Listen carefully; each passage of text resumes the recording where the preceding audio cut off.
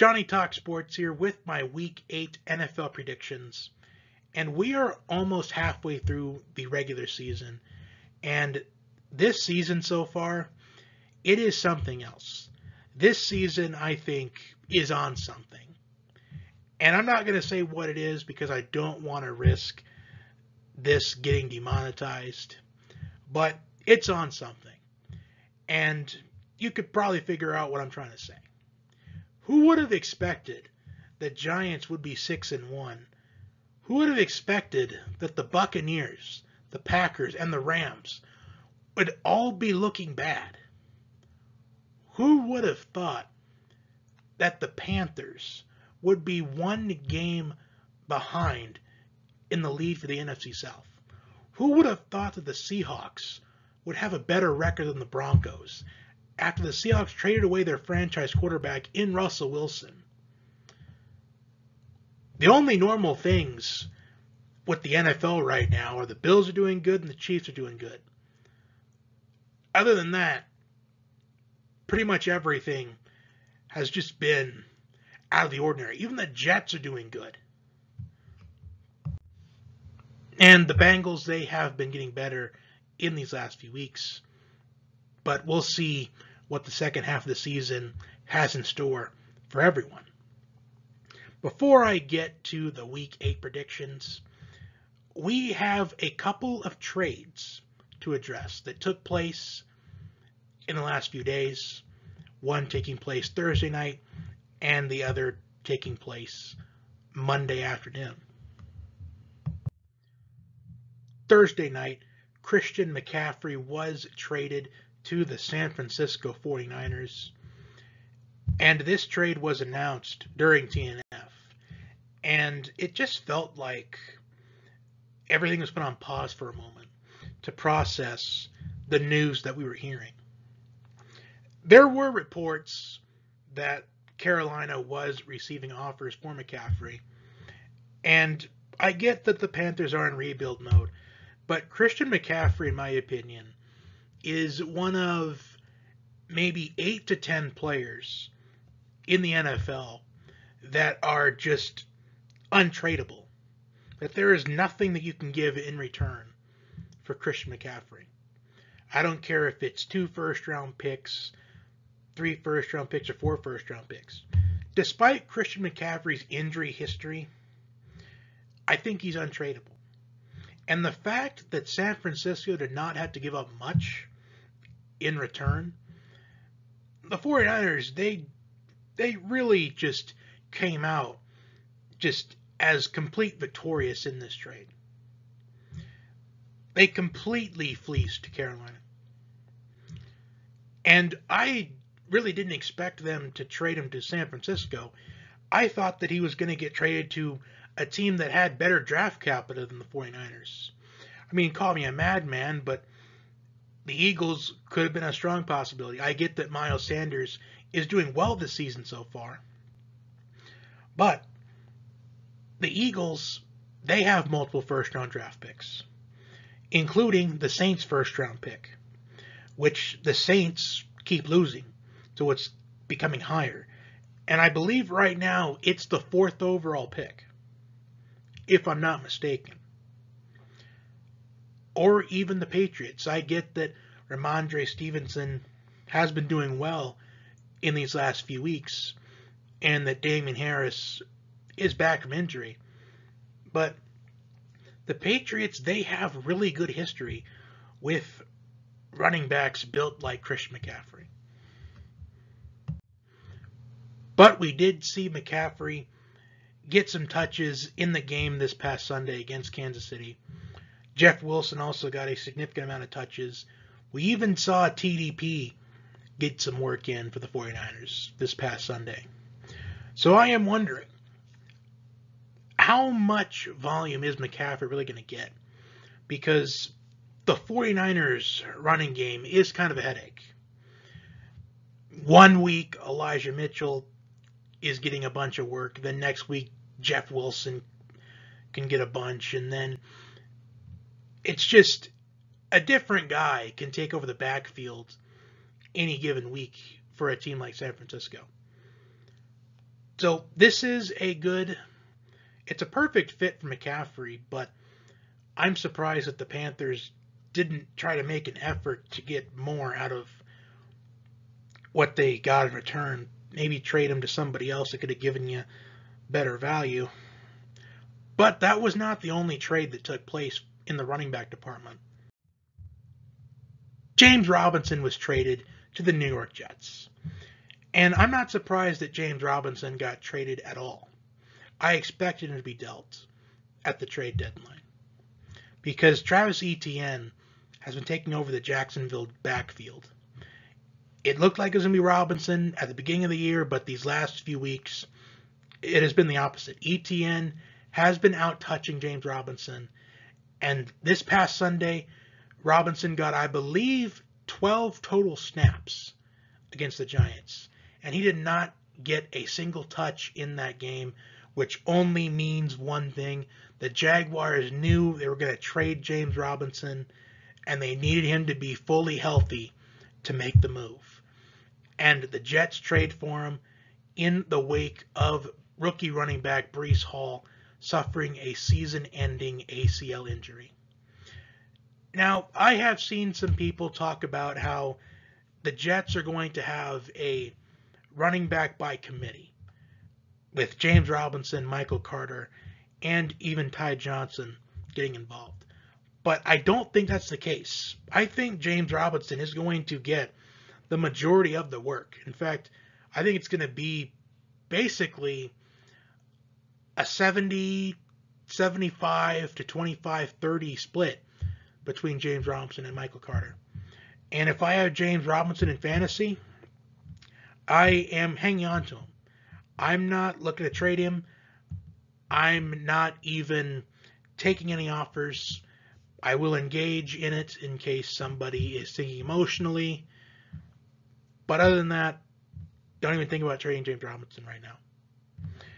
And if I have Michael Carter, I am hanging on to him for a couple of more weeks, because I really just want to see what the Jets' backfield is going to look like in these next 2 weeks before I make a decision on whether or not I keep Michael Carter, or maybe trade him if you're in a deep league, or if you just send him to Dumpsville. Now that that's out of the way, let's get to the Week 8 NFL predictions. And last week I did really solid, I'd say. One of my better weeks, 9-5 on the week. There were a couple of picks that I wish I could have back. I wish I could do everything over again. I wish I would have picked the Bengals over the Falcons, and I wish I would have picked the Titans over the Colts. So those are two picks that I wish I could have back. The other ones, I can't really be too hard on myself about it, because those are pretty popular picks. Although I do wish I could have thought about Washington over the Packers a little bit longer. But it is a new week, so let's get right into it. And as always, we begin with TNF. And this week, TNF features the Ravens and the Buccaneers. Who would have thought that the Buccaneers would be where they're at right now at the beginning of the year?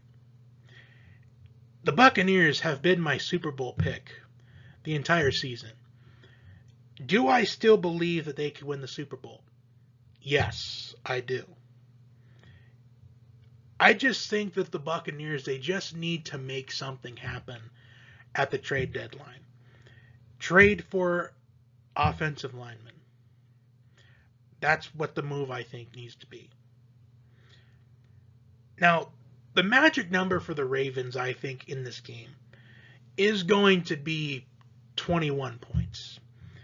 Because the Buccaneers, they have only scored more than 21 points one time this season.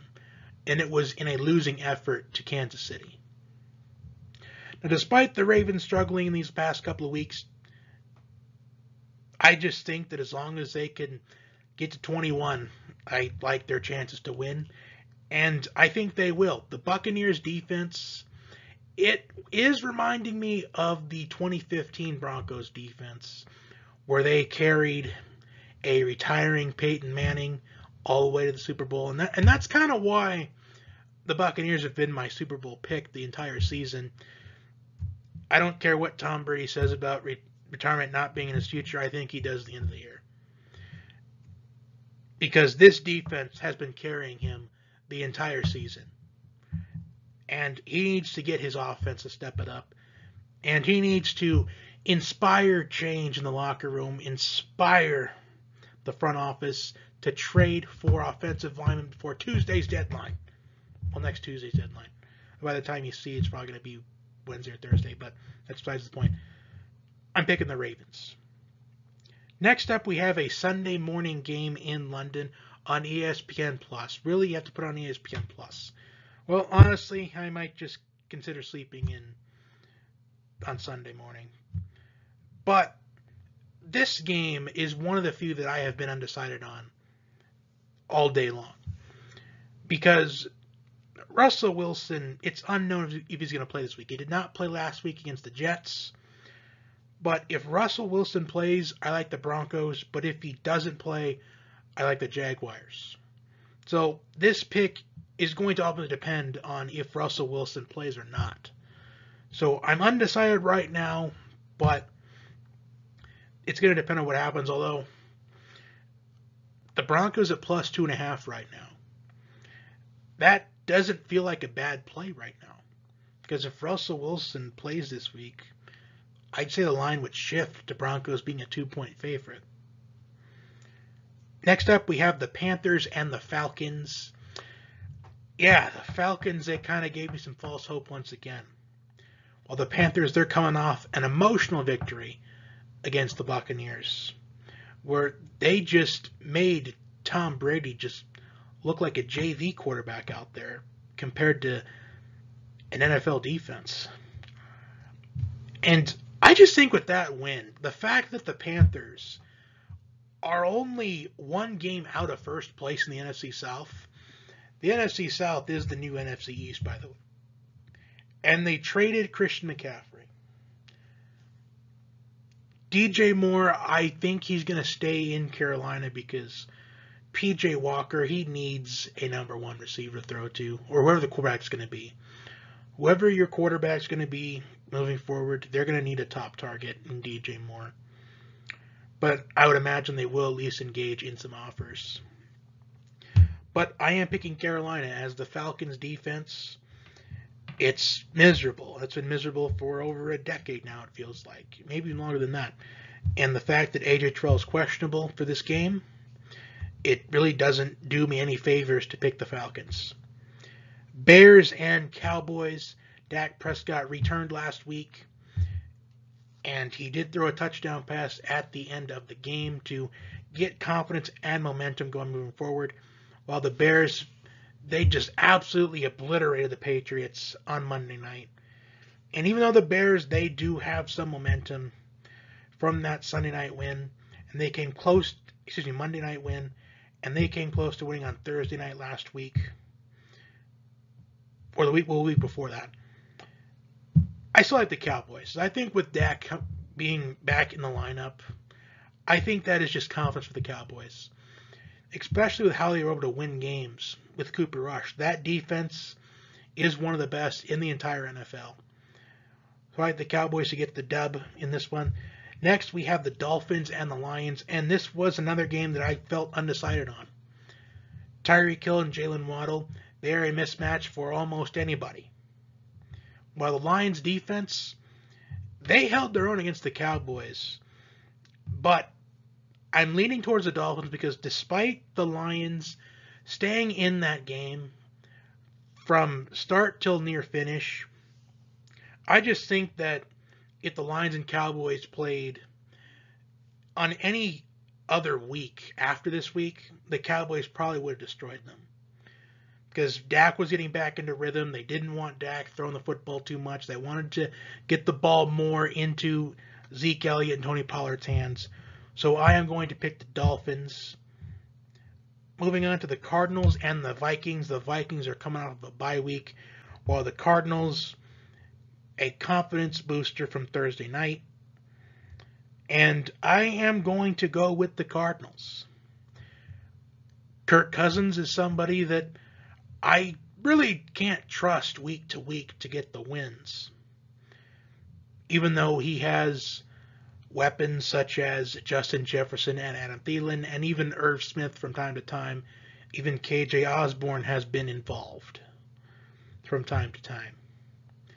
But DeAndre Hopkins is back, and he had double-digit targets last week, over 100 yards, and bringing back DeAndre Hopkins in this offense, it's huge for Arizona, and I think that's energetic enough for the Cardinals to start going on a winning streak here.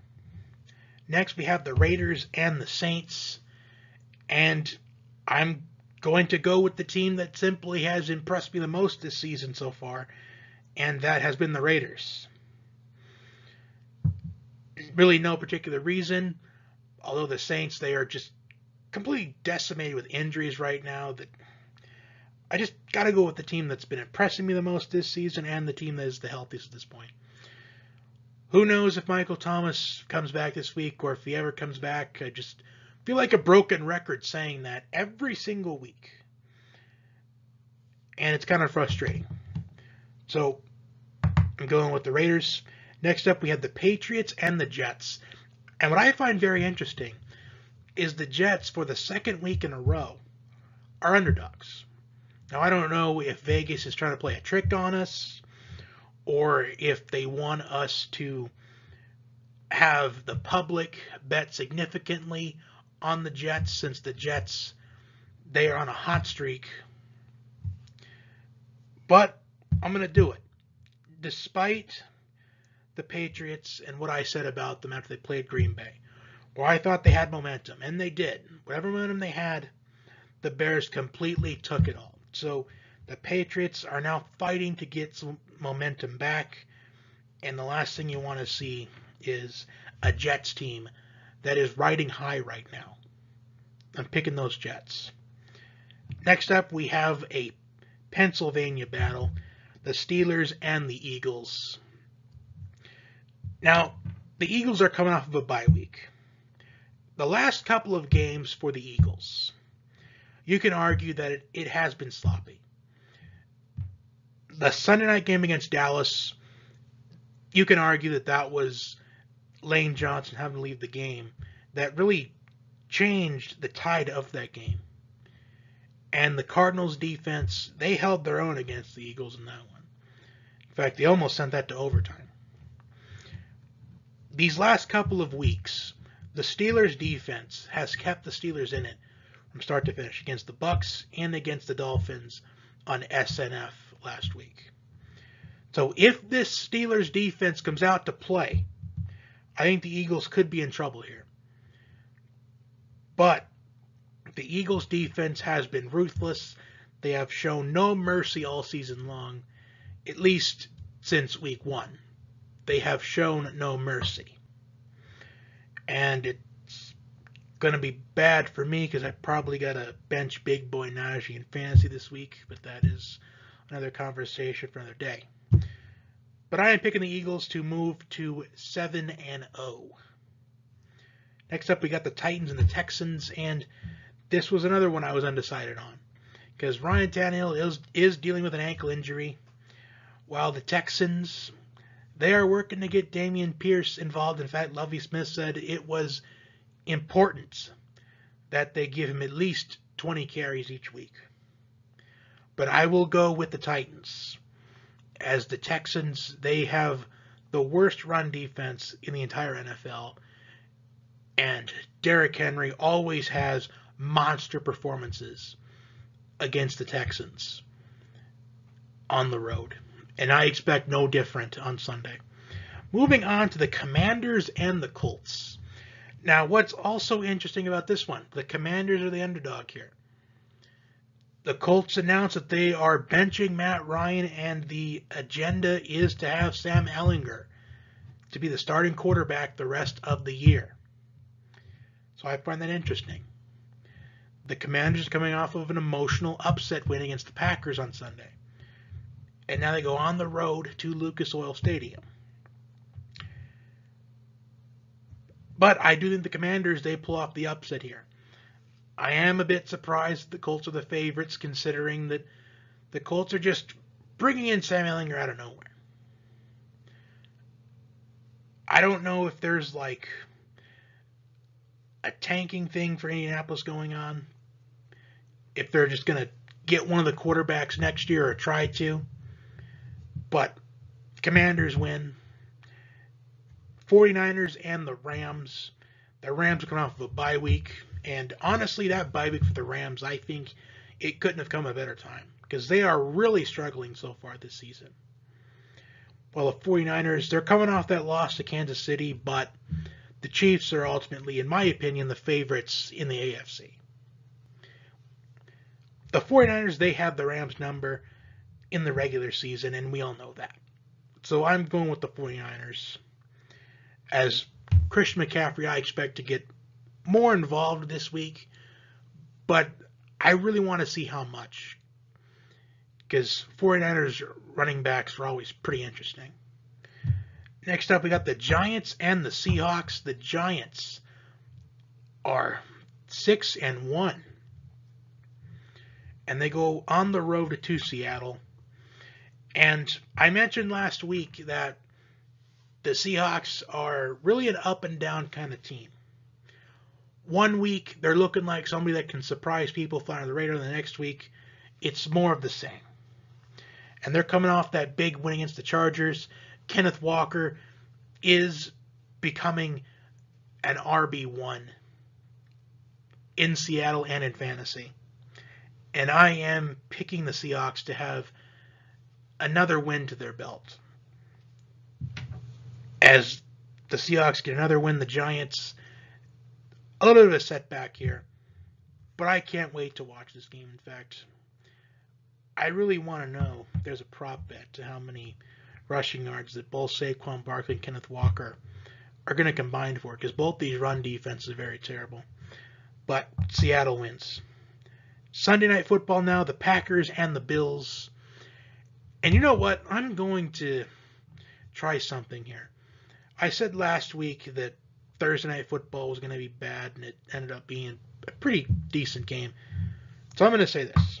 I think the Packers and the Bills game, I think it's going to be terrible. And of course, now that I say that, it's probably going to be like 42-35. But this is going to be a very interesting test for the Bills. They're coming off of a bye. Before that, they are coming off a win against the Chiefs. And there's been some holes on the Bills' defense throughout the year, as there has been some seasoning injuries for that Bills defense. I think the Bills win, but the fact they are a double-digit favorite for a primetime game, kind of a dangerous play. And finally, Monday Night Football, the Bengals and the Browns. And this pick is pretty simple for me. One team is up while one team is down, so I'm obviously going to go with the team that is up right now, and that is the Bengals. These past few weeks, they have been figuring things out. Joe Burrow just completely had a feast on that Falcons defense. And I think the Bengals are going to have another win this week against the Browns. And that will do it for my Week 8 NFL predictions. Like, share, comment your picks, and subscribe. And as always, have a great day. Enjoy the NFL this week. Take care.